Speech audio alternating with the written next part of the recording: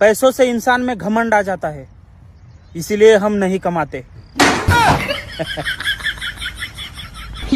जिनको हम एक आंख नहीं बाते, वो दूसरी आंख से ट्राई करे, हो सकता है अल्लाह करम करे। संस्कार तो मुझ में कूट कूट कर भरे हुए हैं, बस ज्यादा बारीक कुट जाने की वजह से किसी को दिखाई नहीं देता। हस्बैंड गाना गा रहे थे, तुझ में रब दिखता है यारा मैं क्या करूं। मैंने भी बोल दिया रोज 2100 रुपये चढ़ा दिया करो। उसके बाद से गाना गाना ही बंद कर दिया। अब आप हंस लो मेरी मजबूरी पे।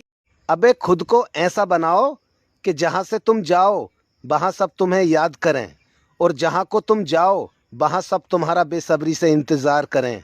मतलब उधार ले लें सबसे।